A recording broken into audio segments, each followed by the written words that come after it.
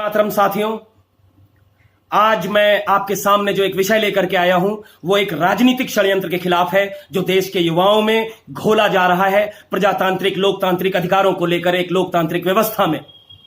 जी हां, मैं बात कर रहा हूं जिस चीज की चर्चा आज हर देश के एक बड़े वर्ग के युवा की जुबान पर है, बुजुर्ग के जुबान पर है, माता की जुबान पर है और बहन की जुबान पर है। जी हां, मैं बात कर रहा हूं SC/ST एक्ट और आरक्षण जैसी बीमारी की।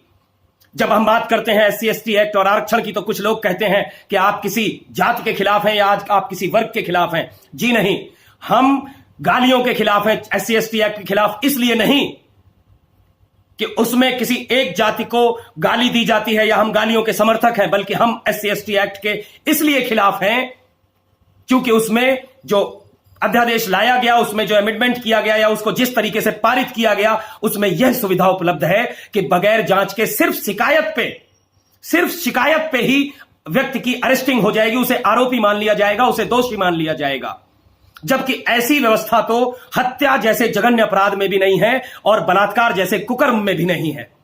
तो आखिर SC/ST एक्ट में यह व्यवस्था क्यों रखी गई? कहीं यह हमारा शोषण तो नहीं, कहीं यह हमारे अधिकारों का हनन तो नहीं, कहीं यह हम एक आम जन के अधिकार का हनन तो नहीं? अगर यह है तो हम इसका विरोध करेंगे। कुछ लोग जब हम आरक्षण के विरोध की बात करते हैं तो कहते हैं कि आप इस दलितों के विरोधी हैं। जी नहीं, हम दलितों के विरोधी नहीं, लेकिन हम समझते हैं कि दरिद्रता जाति देखकर नहीं आती।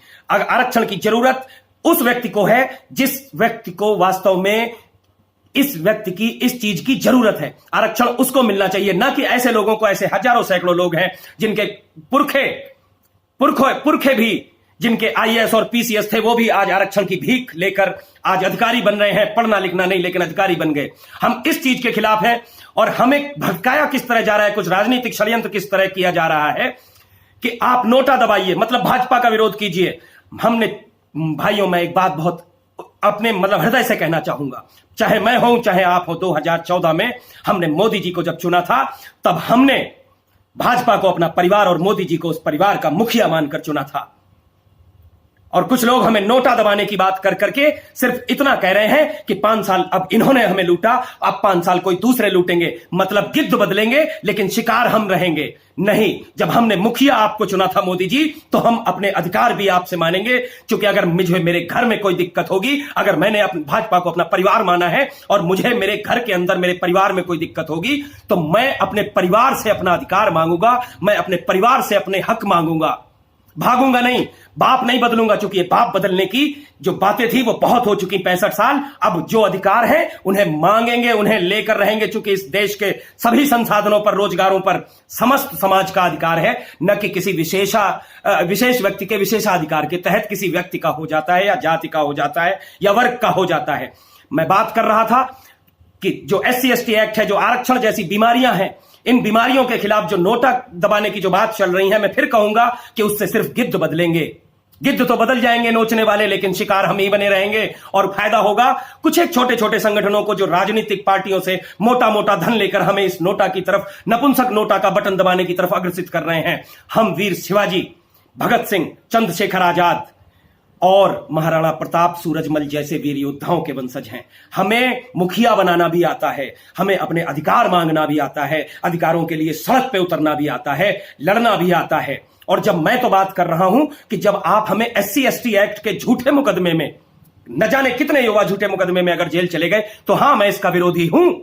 अगर कोई व्यक्ति ऐसा अपराध करता है तो हां, वो जेल का भागी है, चाहे वो किसी भी जाति का क्यों ना हो। लेकिन झूठे मुकदमे, जिस तरह इसका कोई राजनीतिक फायदा उठा करके कुछ लोग झूठे मुकदमे, जैसे अभी नोएडा के कर्नल साहब को फंसाया गया, वो तो एक प्रतिष्ठित व्यक्ति थे, लेकिन आम आदमी कहां इससे बच पाएगा? इससे बचना ही नहीं है। जब आपके पास कोई चारा ही नहीं है, आपको जेल ही जाना है, तो आइए, मैं आपसे कहता हूं, आइए मिलकर जेल ही चलते हैं।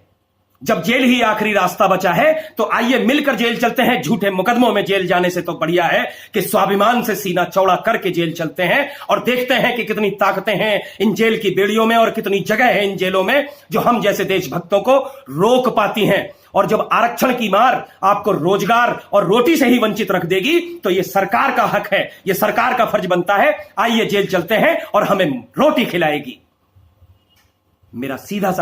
मेरा सीधा सा एकमात्र विनम्र निवेदन है, तारीख मैं अगले वीडियो में बताऊंगा, कि एकजुट हो जाइए, एकजुट हो जाइए, आइए मिलकर, नपुंसक नोटा से गिद्ध नहीं बदलने हैं, हमें अपने अधिकार लेने हैं। और जब अधिकार की बात आती है तो संघर्ष की बात स्वतः आ जाती है। आइए अपने संघर्षों को लेने की बारी है, आइए मिलकर संघर्ष लेते हैं, आइए मिलकर आवाज उठाते हैं और अपने संघर्ष से अपने अधिकार मांगते हैं। जिसे मुखिया बनाया था वही हमें अपना अधिकार देगा। इन्हीं शब्दों के साथ वाणी को विराम देता हूं।